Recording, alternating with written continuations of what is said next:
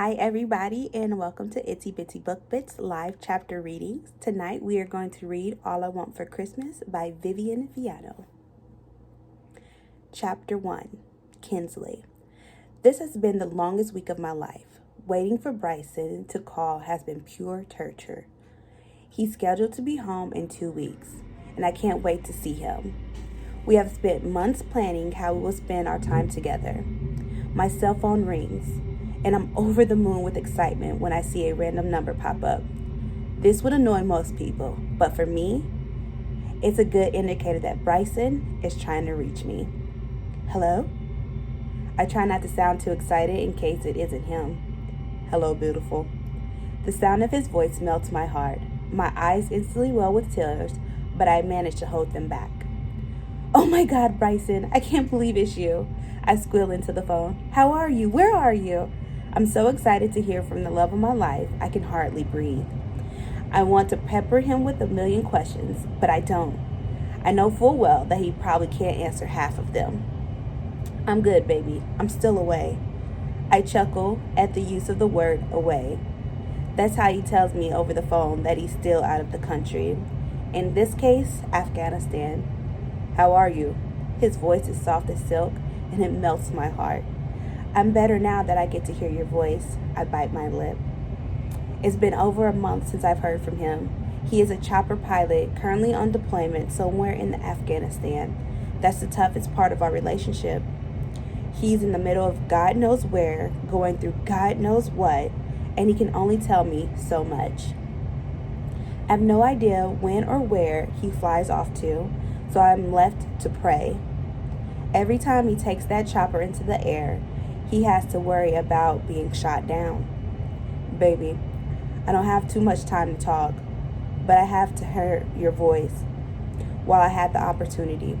He sounds sad and tired. It pierces my heart to hear him this way. I need to stay positive for him. I don't care. I'll take any moment I can get with you. I'm smiling so big my cheeks hurt. Let's make plans for when you get home. Then he sighs into the phone, causing my positivity to slip. What's wrong, baby? When Bryson sighs, it means he has bad news. He has something to say that he's struggling to get out. Baby. His words trail. I'm pacing the living room floor with anticipation. Just say it, Bryson. You're scaring me. The moment the words are out of my mouth, I suck in a sharp breath. Oh my, you've been hurt. My hands are shaking as panic starts to take over. My heart is beating so hard it's about to pop out of my chest. Baby, I haven't been hurt. I'm fine. I promise. The gentle tone of his voice calms me slightly. I let out a cleansing breath. Thank God. But if you're not hurt, then what is it? Baby, I have some bad news. He pauses. You're killing me. Will you just say it? I practically scream into the phone. They extended my tour. I'm sorry, baby. I won't be home for Christmas. His words still my breath. What? My words barely a whisper. There's been some heavy activity in our area, and they aren't letting anyone go home. He expels in a deep breath. A tear runs down my cheek as I collapse on the couch. It's been over 6 months since I've seen him. 6 months since he's been here to snuggle up on this couch with me, since he's made love to me. Seriously? I pull a tissue from the box that's sitting on the end table beside me. It's been forever, I say, fighting past the lump in my throat. I know, sweetie. I'm so sorry. I can hear him fighting to get his words out as well. My tour will be over soon, and we'll get some time together. Please stay strong. There's desperation in his voice. I nod as if he can see me. I need to pull it together for him. I may be upset, but I don't need him to worry about me.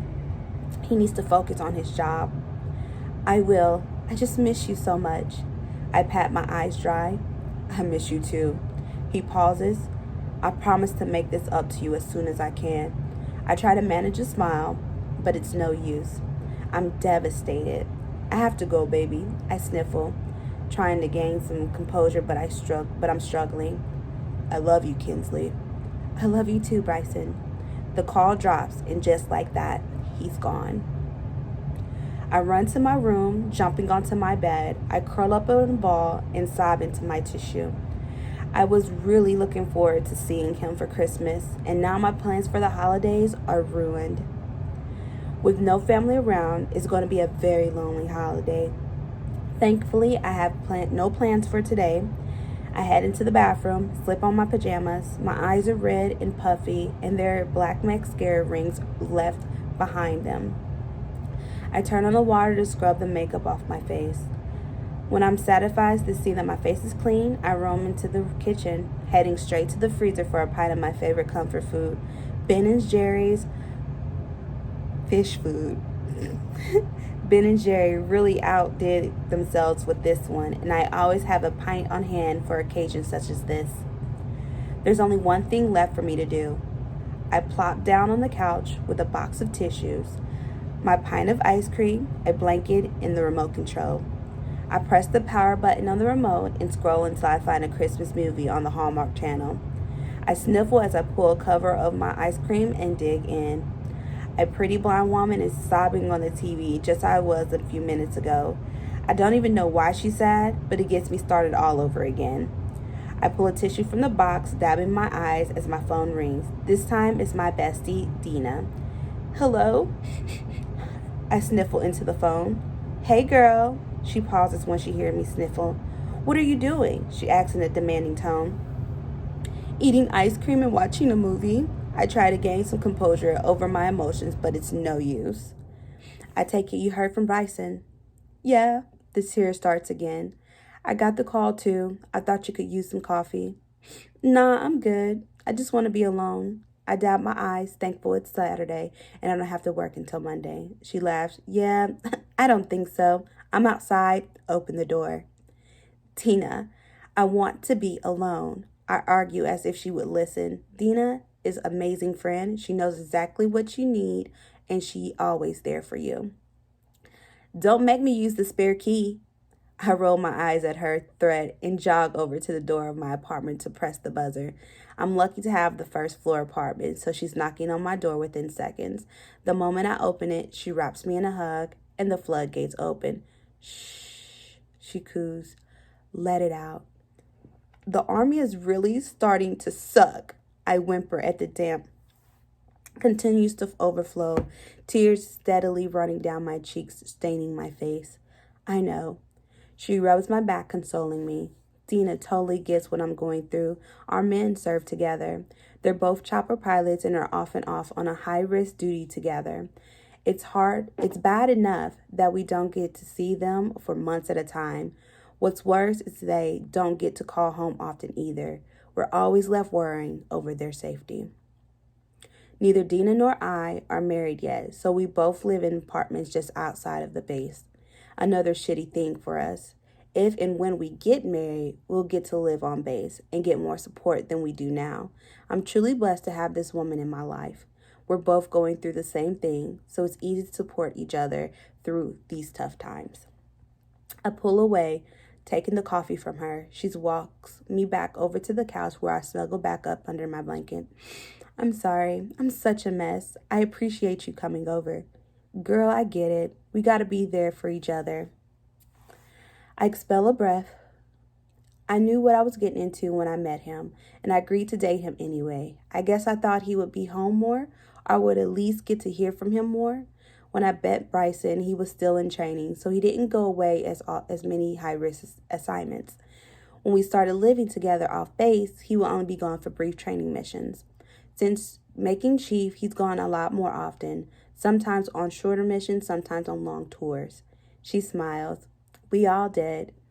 If we would have known it was going to be this hard, we have never fallen in love with our men.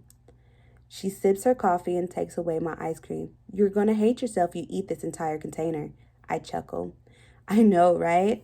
I dab my eyes one more time. I was really looking forward to Christmas with him. My parents are gone and I have no family here. This means Christmas alone. Her eyes go wide and she looks at me as if I'm insane. What am I? Chopped freaking liver? She barks out. I laugh through my tears. No, But I'm not going to intrude on your Christmas. She shakes her head. You're right. You're not. You are family now. You will be at my house for Christmas. We can be miserable and alone together. She winks at me. I roll my eyes. Fine. So we'll have Christmas together. I sip my coffee. It tastes amazing. She knows just how I like it. Mocha with cream and sugar. This is so good. I didn't realize how much I needed this. Thank you. She replies, to supporting one another through tough times. I laugh. Amen, sister. Now, what do you say we plan our next care package for our men? She suggests.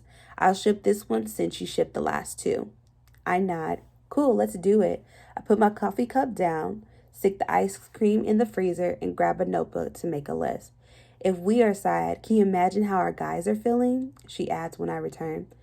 Guilt instantly takes over. She's right.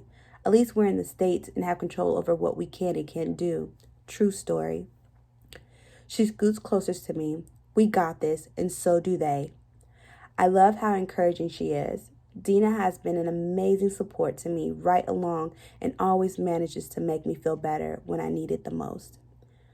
Bryson hasn't asked for anything, so I'll email him to see what he needs, but I want to send him something special. I tap my pen against the pad of paper while I think about what to get him. Cam wants some Oreo cookies, double stuffed. She smiles, and I get to work, making a list that the two of us will shop from tomorrow. What else are you just sending him? I want to send some hygiene stuff to Bryson. He complains that they don't have the soap he likes there, and he has to be getting low by now. Christmas alone is hard on us, but it's even harder on them. The very thought makes me feel bad that I lost it over the phone. Now he will not only be sad that he can't be here, but he'll be worried about me. We should wrap some of their stuff while we ship it so they can have something to open. Good idea. I add wrapping paper to our list, as well as some fun things for them to like: Swedish fish, playing cards, and puzzles. Once our list is complete, Dina kicks off her shoes and joins me on the couch for a sob fest of Hallmark Christmas movies. That's the end. See you guys next time.